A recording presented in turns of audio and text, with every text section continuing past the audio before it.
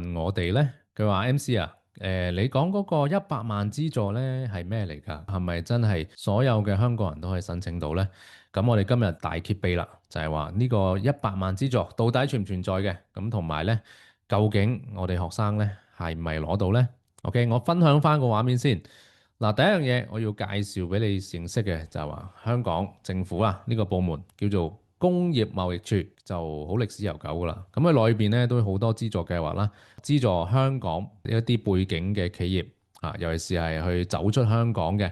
咁我哋係重點會教大家咧攞呢個 EMF 或者中文名咧叫做中小企業市場推廣基金嘅。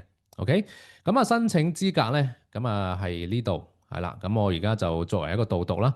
咁第一樣嘢係喺香港按照商業登記條例，OK 登記嘅非上市企業，OK 即係譬如話你係獨資公司，你係有限公司或者係 partnership 嘅公司咧，你